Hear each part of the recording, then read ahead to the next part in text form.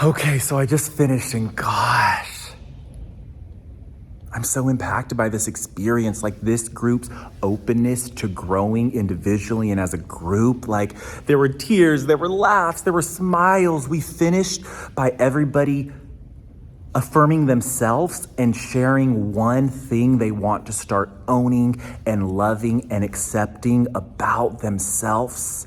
Can you tell I've been up since 3? JK. Initially woke up at 3 and I'm like, homeboy, go to bed. I went to bed till 4:30. Gosh, I'm tired. At Starbucks. I only drink drinks that match me. On the road again. I made it. Made it to Fresno City. Okay, isn't this building amazing? This is where the workshops are taking place. I feel like I am just in my rom-com dream movie. So today's focus is less thinking, more being, and have fun, stay hydrated, let's live. We here.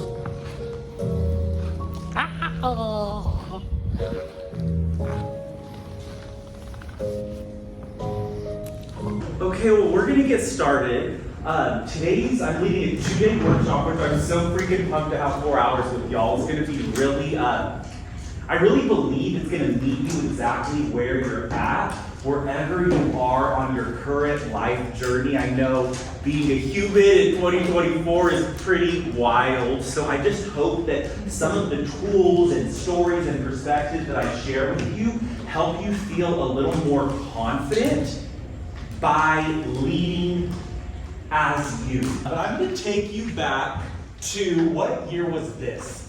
1997. So this is me at 4 and 5 years old. Obviously, like, I knew who I was. In that pose, I'm like, this is me. You know, and it's funny how I still wear a vest or sweater vest, and at age 5, my mom said for every school photo, like, she couldn't dress me or touch my hair, so I pasted the gel on, and now I'm back to them. At age 5, this little guy right here became the target. My voice hit puberty late at Howard Elementary School in Madera, California. It was, why do you sound like a girl? I really expressed myself with my hands, and it was like, why do you move like a girl? I had so many girlfriends because they were my only safe space, and it was like, why are all your best friends girls? You're girly, you're a sissy. 9 years ago, I feel like my life was like shook. Has anybody here ever felt a moment in their life like everything is shook and things are crazy? You're like, oh my gosh, how much can I handle? You know, it was that, and there was this freedom of, I create the rules that I live by. I started to believe that no one knows you better than you. Like, we design our lives. And over the last 9 years, oh my gosh, month after month, it feels like I'm just entering this brand new territory that's so scary, but also so freeing. Okay, I got my coffee. My lip gloss is popping. My lip gloss is cool. Getting ready to head to Fresno City, day number 2. Let's go. Let's go. Dancing with myself. And I'm just dancing with myself. Oh. I'm glad we're back together for a couple hours.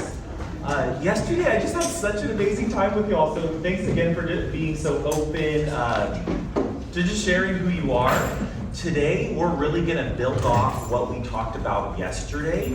Yesterday, we did a lot of focusing on looking within yourself. And today, we're gonna talk about how can you step into a space and hold your authentic leadership as well as others to work together, to build unity, to collaborate. So we'll do a lot of different activities, and I'm gonna share with you 6 tools that I believe can really help you create a space of true belonging, where true listening is alive, where trust is alive, and where people want to be in space with you.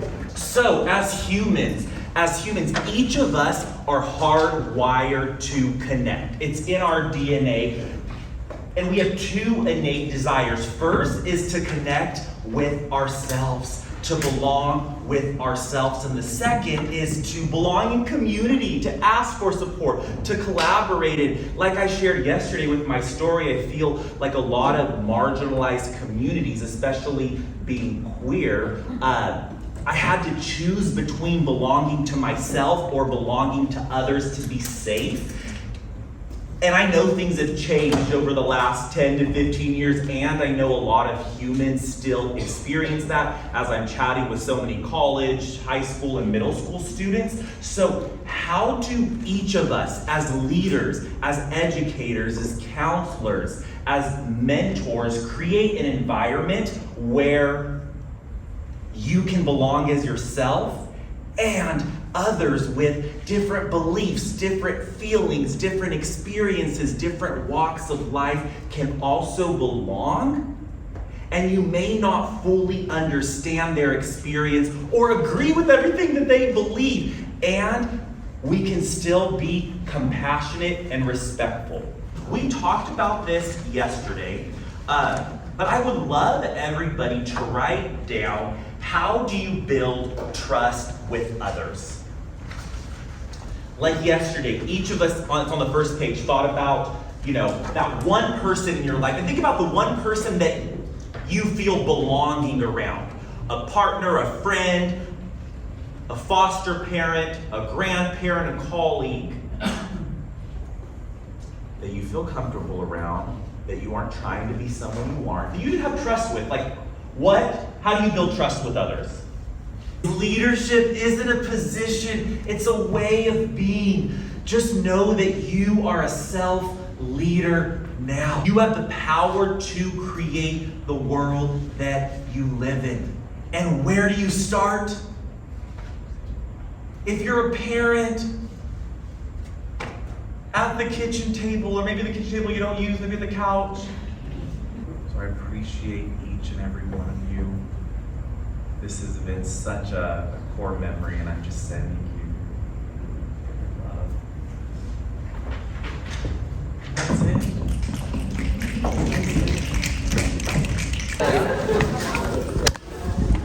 Okay, so I just finished, and gosh.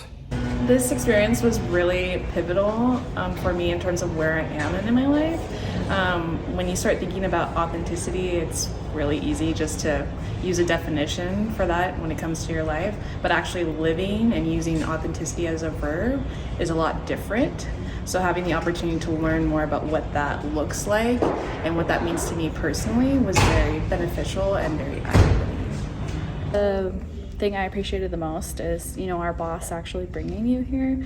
We're used to, going to professional developments, but it's nothing like this where it's like actually personal, and you can't give what you don't have or what you don't practice. You can't help others practice that. So I really enjoyed being able to see my coworkers as humans and not just, people that come to work and maybe are in one mood or another mood. It's like, well, they're going through things themselves, not just us, and we have to be compassionate and understanding. It was really eye-opening to be able to connect with my coworkers and realize that we all have a lot in common that we didn't really realize before. Even when you're used to working with the same people and seeing them every day, just being able to check in with them to say, hey, how are you doing today? And to be that support person for them when they need it, and to get that support in return when you need it. I learned from this experience with Luca tools to take away, to apply into my own life, to show up more authentically as myself, and to believe in myself and become more confident.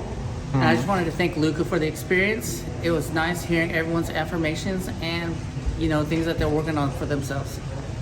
Aww.